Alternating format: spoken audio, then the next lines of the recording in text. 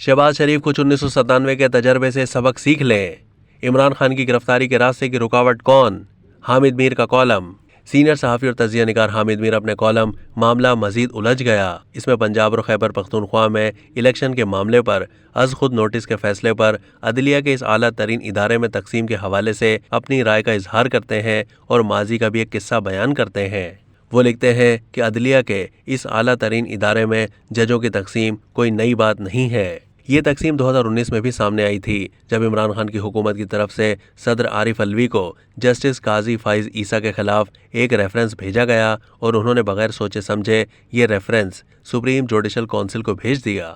इस रेफरेंस की समाअत के दौरान सुप्रीम कोर्ट के जज साहिबान में तकसीम पैदा हुई और इस तकसीम के बावजूद रेफरेंस मुस्तरद हो गया। सदर आरिफ अलवी और इमरान खान दोनों को मुंह की खानी पड़ी। फिर शहबाज शरीफ वज़ीर आज़म बने और जजिस की तकर्रुरी के कमीशन में सुप्रीम कोर्ट के जज साहिबान एक दूसरे के आमने सामने आ गए।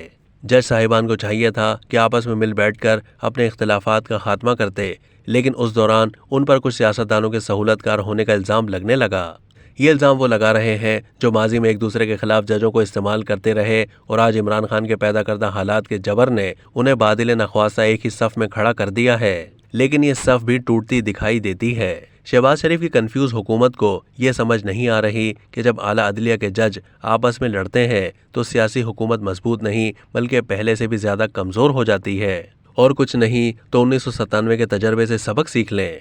1997 में नवाज शरीफ भारी अक्सरियत से वज़ीर आज़म बने थे। ताकत के नशे में उन्होंने उस वक्त के चीफ जस्टिस सज्जाद अली शाह को सबक सिखाने की कोशिश की थी। पहले सुप्रीम कोर्ट पर हमला किया और फिर जजों को तकसीम करके सज्जाद अली शाह के खिलाफ एक बेंच बनवा दिया। सुप्रीम कोर्ट के जज साहिबान एक दूसरे के खिलाफ फैसला देते रहे और उन फैसलों को मुअत्तल करते रहे।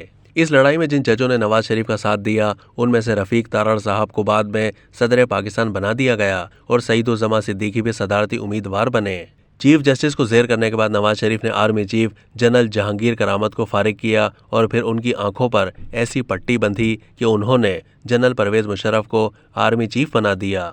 उसी मुशर्रफ ने नवाज शरीफ को 1999 में फारिग किया तो अदलिया इतनी कमज़ोर हो चुकी थी कि एक डिक्टेटर के सामने खड़ी ना हो सकी। आज शहबाज शरीफ वज़ीर आज़म है, लेकिन सब जानते हैं कि हुकूमत के अहम फैसले नवाज शरीफ करते हैं। इमरान खान की गिरफ्तारी के रास्ते की सबसे बड़ी रुकावट भी नवाज शरीफ बने हुए हैं।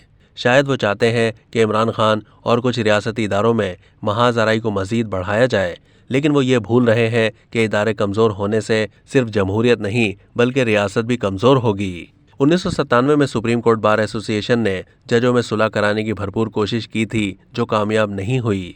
अब तक के लिए इतना ही। मज़ीद मालूमात के लिए डेली जंग के यूट्यूब चैनल को सब्सक्राइब कीजिए।